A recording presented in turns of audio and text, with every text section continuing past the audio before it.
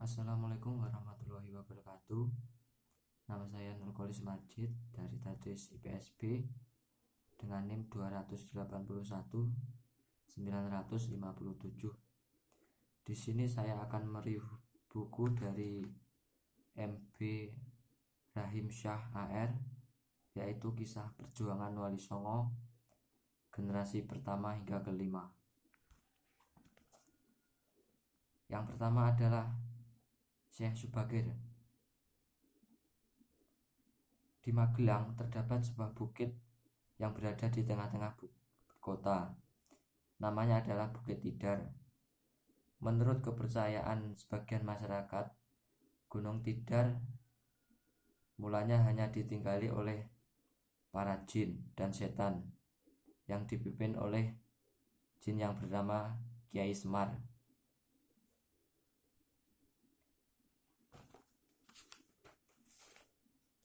Setelah itu, Syekh Subagir berangkat sendiri ke puncak Gunung Tidar untuk bersemedi. Tombak pusaka sakti Syekh Subagir ditancapkan tepat di puncak Gunung Tidar sebagai penolak bala. Tombak sakti itu menciptakan hawa panas yang bukan main bagi Kiai Semar dan wadyabalanya.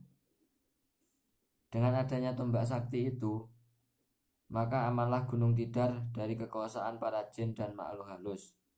Syekh Bagir pun akhirnya memboyong sahabat-sahabatnya untuk membuka tempat tinggal baru di Gunung Tidar dan sekitarnya.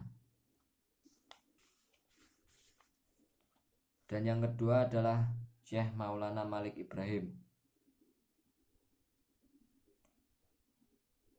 Sebelum Maulana Malik Ibrahim datang ke Pulau Jawa, sebenarnya sudah ada masyarakat Islam di daerah-daerah pantai utara, termasuk desa Leran, yang sudah memeluk agama Islam. Jadi, sebelum zaman Wali Songo, Islam sudah ada di Pulau Jawa, yaitu daerah Jepara dan Leren. Tetapi Islam pada masa itu belum berkembang secara besar-besaran.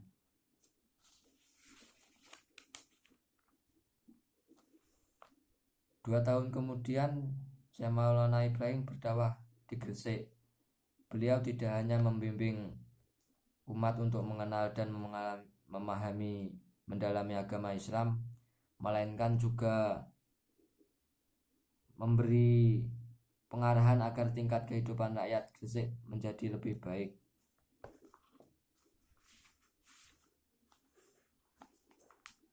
Dan yang ketiga adalah Sunan Ampel.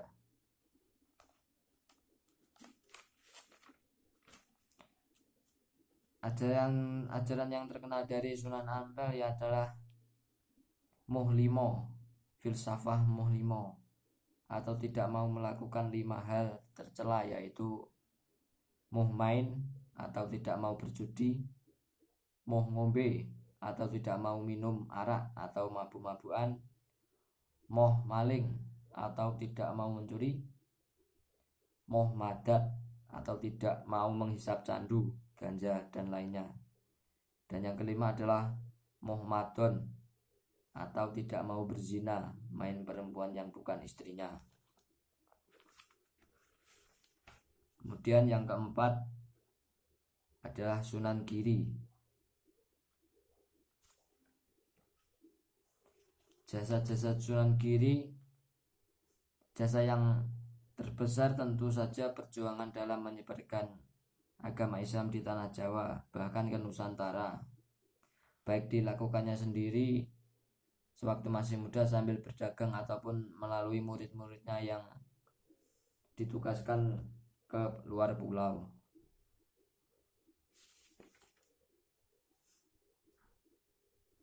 Dan yang kelima adalah Sunan Bonang.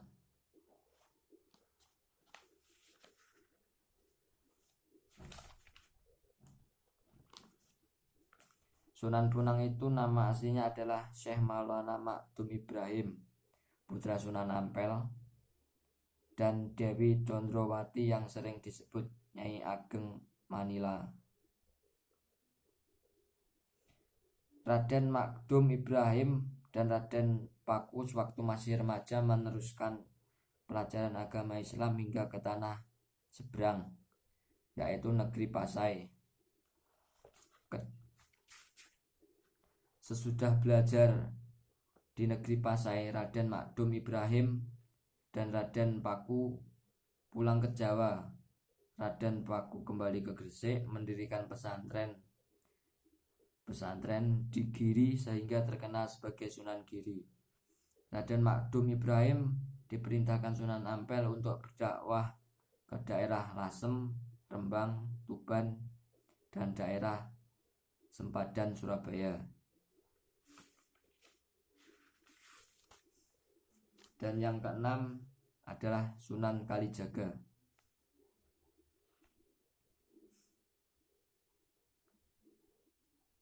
Diusir dari Kadipaten Tuban. Sebabnya adalah pada suatu malam di saat penjaga gudang Kadipaten tertidur lelap, Raden Said mengambil sebagian hasil bumi yang ditarik dari rakyat untuk disetorkan ke Majapahit. Bahan makan itu dibagi-bagikan kepada rakyat yang sangat membutuhkannya. Hal ini dilakukan tanpa sepengetahuan mereka. Dan pada suatu ketika Raden Said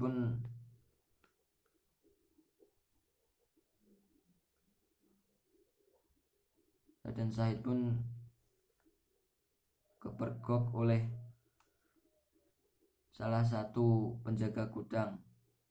Oleh karena itu beliau diusir dari Kadipaten Tuban.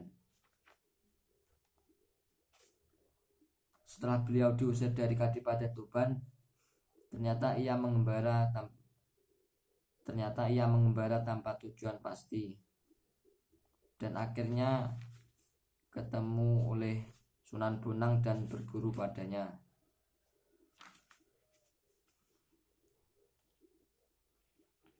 Suatu ketika Raden Said disuruh menunggui tongkat atau agama di tepi sungai itu. Itu artinya Raden Said diperintah untuk terjun ke dalam kancah masyarakat Jawa yang banyak mempunyai aliran kepercayaan yang masih berpegang pada agama lain lama, yaitu Hindu dan Buddha. Yang ketujuh ialah Sunan Kudus.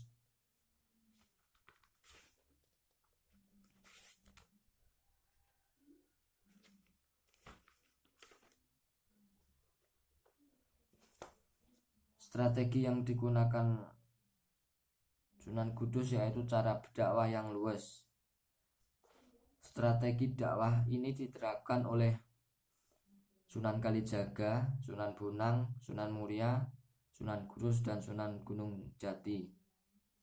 Karena siasat mereka dalam berdakwah tak sama dengan garis yang ditetapkan oleh Sunan Ampel, maka mereka disebut kaum Abagan atau aliran Tuban. Sedangkan pendapat Sunan Ampel yang didukung Sunan Giri, Sunan Derajat disebut kaum Patihan atau aliran Giri.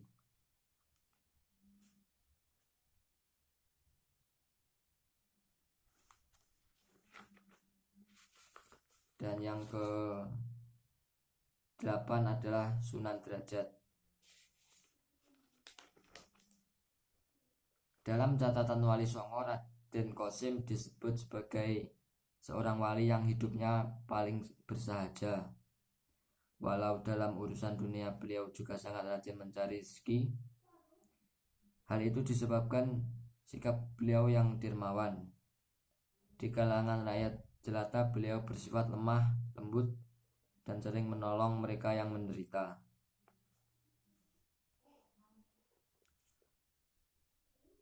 Di samping terkenalnya seorang wali yang berjiwa dermawan dan sosial, beliau juga dikenal sebagai anggota wali yang turut serta mendukung dinasti Demak dan ikut pula mendirikan Masjid Demak, simbol kebesaran umat Islam pada waktu itu. Di bidang kesenian, Di samping terkenal sebagai ahli ukir, beliau juga pertama kali menciptakan gending pangkur.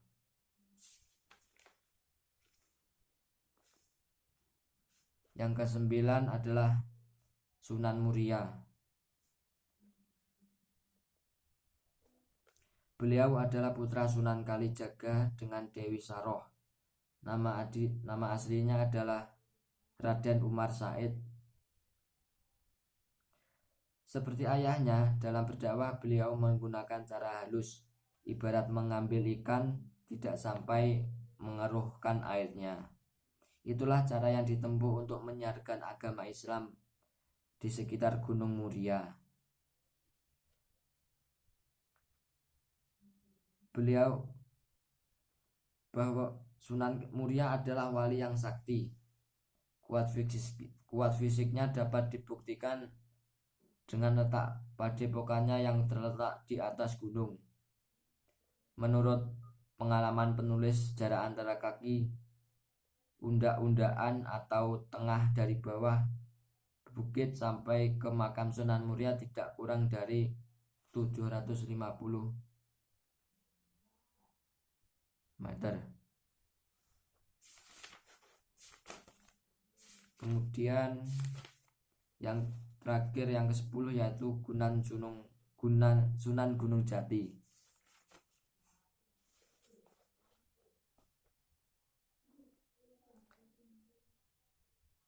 Syarif Hidayatullah, cucu Raja Pajajaran, adalah seorang penyebar agama Islam yang di Jawa Barat yang kemudian disebut Sunan Gunung Jati.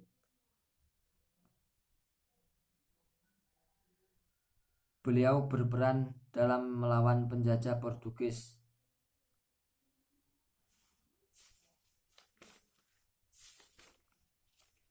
Salah satunya itu, beliau adalah Sunan yang